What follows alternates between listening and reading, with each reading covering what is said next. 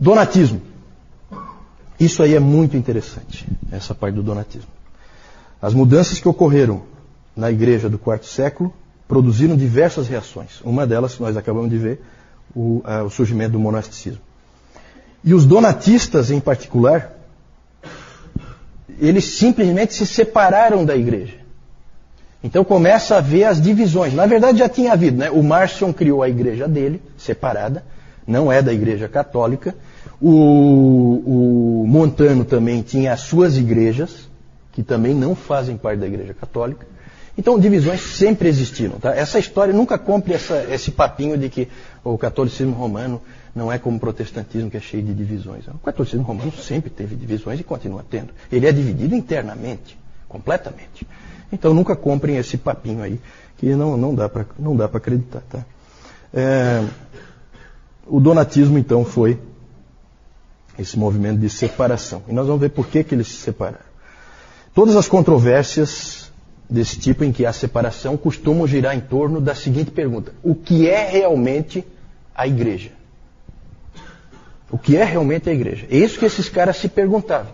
E aí, dependendo da tua resposta, você fica com os outros ou não. Isso continua assim, não é diferente hoje. E tudo começa, gente, com o problema dos pecados depois do batismo. Por isso que eu digo, uma coisa está sempre ligada à outra. Nós já falamos sobre isso, né? O batismo tinha que, lembram? O batismo tinha que ser deixado para bem tarde. E assim se cria por causa do perigo do pecado que você comete depois. O Pastor de Hermas, que era um dos livros que perigou de entrar, lembram? Perigou de entrar no cânon. Esse livro, Pastor de Hermas. Ele dizia que só um pecado grave pode ser perdoado depois do batismo. Só um. O que é um pecado grave? Né? Aí começou, né? Aí o Orígenes disse que idolatria, adultério e fornicação não poderiam ser perdoados. O Tertuliano começou um pouquinho mais brando, mas mais tarde ele já radicalizou. Adúlteros e fornicadores não tinham perdão. Interessante que hoje nós vivemos dias em que é comum, a gente sempre comenta aí, de ter retiros nas igrejas evangélicas em que o namorado e a namorada dormem juntos. Seria bom eles conhecerem um pouquinho de história da igreja e ver que não se pensou sempre assim, que você pode brincar com esse tipo de coisa. Né? Na verdade, se na opinião desses pais da igreja, que eram líderes das suas igrejas nas suas cidades, você comete um pecado desse tipo, desculpe, mas você está perdido para sempre. Não há mais perdão para você. Claro que isso aí levava a uma seriedade um pouquinho maior. Normalmente os pecados sexuais costumavam ser imperdoáveis, tá? Nessa época. Mas surgiu um outro tipo de pecado motivado pelas perseguições. Lembram das perseguições? Nós já vimos. Especialmente as perseguições sob Décio e sob Diocleciano, que foram as perseguições por todo o império. Surgiu um outro pecado chamado de apostasia. O que aconteceu? Vamos falar primeiro do Décio. Que ano foi as perseguições com Décio? Quem lembra? Não lembram? Ninguém? No ano 250. Foi uma perseguição que durou, foi relativamente curta, mas extremamente feroz. 1 ano e meio. 1 ano e meio. Nessa perseguição você tinha que sacrificar aos deuses e ao imperador, senão você era morto. E nessa perseguição do Décio, muitas pessoas sacrificaram aos deuses. Cederam. Muitos cristãos. E muitos também subornaram autoridades para não sacrificarem, mas dizerem que tinham sacrificado. Né? Para a igreja é a mesma coisa. Se você sacrificou ou pagou alguém para não sacrificar, de qualquer maneira você não testemunhou a fé e você é um apóstata. E aí a perseguição passou. E aí boa parte dessas pessoas, o que aconteceu com elas? Elas se arrependeram do que tinham feito. E aí elas voltam para as igrejas. O que fazer com elas? Gente, pensa bem. Vamos colocar as coisas em perspectiva. A gente tem que refletir essas coisas. Pensa a nossa igreja. Há uma perseguição violenta. Alguns de nós permanecem firmes, outros cedem. Certo? E não dá para adivinhar quem permanece firme e quem cede, porque isso aí é só na hora. Né? Pedro era também para ser a rocha e na hora cedeu. Certo? Só que acontece o seguinte. O Moisés, por exemplo, permaneceu firme. Só que ele viu o Rafael e a Alexandra serem mortos pelos leões. Ele viu a Regina pegar fogo, a irmã dele. E agora vem esses caras aí querer voltar? Não. Sabe, é um perdão difícil. Dá para perceber? Dá para entender? É um perdão difícil. Né? Moisés com as costas rasgadas, ele não foi morto por algum motivo, mas foi chicoteado, foi torturado. E agora essa turma quer voltar. Agora acabou a perseguição, aí eles voltam. Isso foi um problema sério para a igreja. Sério. Como tratar isso aí? Surgiu então umas coisas estranhas. Surgiu então a figura dos confessores. Vou usar a ilustração que eu usei há pouco aqui, que eu acho que é interessante. O que é um confessor? Confessor é um indivíduo que permaneceu firme, mas por alguma razão não foi morto. Na minha ilustração seria o Moisés. Os outros foram mortos, ele não. Mas ele ficou firme. É que a autoridade lá na hora resolveu não matá-lo, não sei, por algum motivo. E ele então passa a ser um confessor. E aí começou a circular no meio das pessoas, na cabeça das pessoas, que quem poderia perdoar o pecado de apostasia eram os confessores. Então começou a se procurar esses indivíduos. Então Moisés seria procurado pelos apóstolos para que eles conversassem com ele e ele perdoasse.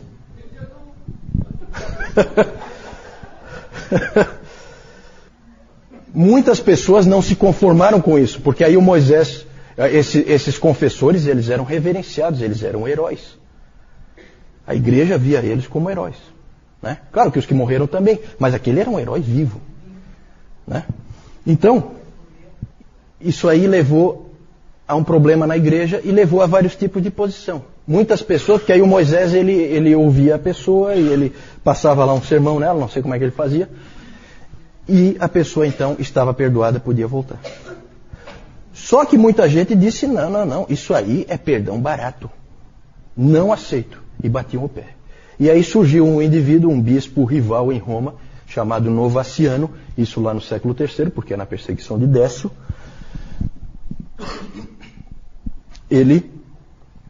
Esse Novaciano bateu o pé e disse, o ponto básico, né, do que ele ensinava, é que os que haviam cedido não podiam ser aceitos de volta. Nenhum. E a igreja novaciana se espalhou-se por muitos lugares, passou a ser uma igreja separada. Houve uma divisão em torno desse aspecto. Né? Ali a gente põe donatismo, porque o donatismo é parecido, só que veio depois. Eu vou falar disso. É que o donatismo é maior. Mas o novacianismo é parecido, mesmo fenômeno. E aí quem se envolveu muito nessa discussão foi Cipriano, bispo de Cartago.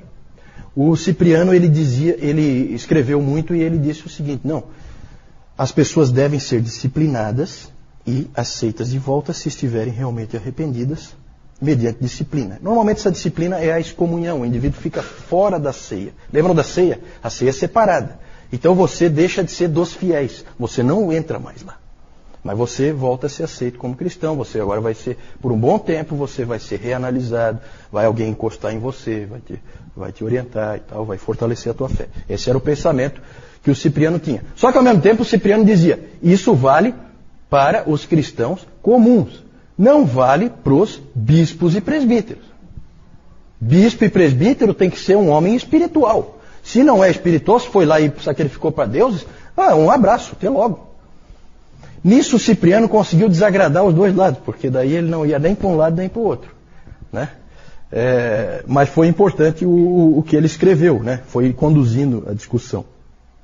Ele dizia que deveria... Bom, já falei isso. Em 303 começa a perseguição sob Diocleciano. Essa dura 10 anos. E essa era uma perseguição diferente. Em vez de você sacrificar para os ídolos, o que você tinha que fazer era trazer as escrituras que você tivesse em casa, para serem queimadas em praça pública. Você trazia, entregava, e aí isso era queimado. Né? E você não era morto. Porque eles entendiam que se você entregou, você não é um cristão realmente.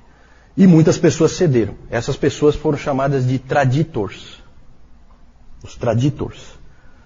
Que vem de tradere, que era trazer, entregar. Pessoas que entregavam. Daí vem o nosso termo traidor. Traidor. Traidor vem dessa palavra. Traidor vem desse evento histórico. Certo? É o indivíduo que vem e entrega aquilo que não era para ele ter entregado. Né? Os traditors. E aí o problema se repete. O que fazer com os traditores? Porque agora é em outra época, tá? Nós falamos de 250, perseguição sob Décio, agora é outra época. Mais de 50 anos depois. Perseguição sob Diocleciano. Só depois de 10 anos parou a perseguição. O que fazer com os traditores? O líder dos linha dura dessa vez chamava-se Donato. Era um bispo rival em Cartago, não em Roma, como Novaciano. E ele dizia, não tem como voltar, não aceito nenhum. E aí se criou então, ele se separou e se formou a igreja donatista, que era separada. E é interessante que é uma igreja separada mesmo, tá? Em Hipona é a cidade do Agostinho. Agostinho foi bispo de Hipona. Na mesma rua de Hipona ficava a igreja do Agostinho e um pouquinho adiante a igreja donatista. Eram igrejas separadas. Certo? E essa igreja ela se espalhou principalmente no norte da África. E é interessante porque isso aí acabou havendo uma situação tão... acabou misturando elementos políticos, tá? E aí se surgiu, inclusive, uma guerra. Essas guerras religiosas, nunca acreditem que ela é puramente religiosa, tá? Quando você vê lá os irlandeses lá, os protestantes e os católicos e tal, nunca creia que aquilo ali é realmente uma guerra religiosa, tá? Sempre tem um elemento político por trás daquilo, tá? E ali também havia elementos políticos. E o interessante é que começaram a surgir donatistas radicais, conhecidos como circunceliões. Os circunceliões, alguém já ouviu esse nome, circunceliões? Os circunceliões, eles eram uns tipos esquisitos, eles viviam em tendas e eles consideravam o martírio a principal virtude cristã. E eles atacavam ferozmente os católicos. Católicos não entenda como católico romano, tá? Os católicos são a igreja única. Eles atacavam ferozmente os católicos, destruíam as igrejas dos católicos, matavam os católicos, eles eram violentos. Só que muito fiéis ao Senhor, né? Porque é interessante que eles achavam que o Senhor tinha proibido de usar a espada. Eles achavam que na palavra proibia, por causa daquela coisa de embainhar a espada, que não era para eles usarem espada, né? Então eles não usavam espada, mas usavam porrete, cacetete, tá? Coisas que o Senhor Jesus não tinha dito absolutamente nada a respeito, certo? Então vocês imaginam como que era a situação ali. O Agostinho participou ativamente de... Pode passar isso eu acho que... Isso aí mesmo, os traidores. Perseguição sobre... Aí está errado, né? Não é Domiciano, é Diocleciano. Tá? Tem um erro aí. Isso. Pode voltar? O Agostinho, ele trabalhou ativamente contra o donatismo. Ele insistia que a igreja no mundo é uma igreja peregrina e que ela é como a Arca de Noé. Dentro dela há animais puros e animais impuros. A pureza da igreja vem de Cristo e não dos membros dela. Isso Agostinho bateu muito nessa tecla e ele sonhava muito em ver a igreja de novo sendo uma só, porque a igreja dividida gerava todo tipo de problema, inclusive depois problemas em questão de batismo. Se você era batizado na igreja donatista, valia para a igreja, né? Um se convertia para um lado, daí para o outro, e isso aí gerava todo tipo de problema. E o que aconteceu, para resumir a história, é que o donatismo acabou condenado em 411, num concílio que foi feito, um concílio menor que foi feito ali localmente, que foi convocado pelo imperador Honório, na época, para resolver o problema. E aí ele foi condenado, o donatismo, e aí aconteceu uma coisa, pela primeira vez na história, que ia se repetir várias vezes. O donatismo foi condenado, e aí o imperador, pela força, obrigou todas as pessoas que estavam na igreja donatista a se converterem à igreja católica, certo? Então começa esse fenômeno da conversão pela força, que ia aparecer dali para frente. Acho que é a primeira vez que isso aparece, tá? E depois isso vai aparecer um monte de vezes, inclusive aqui na colonização da América, né?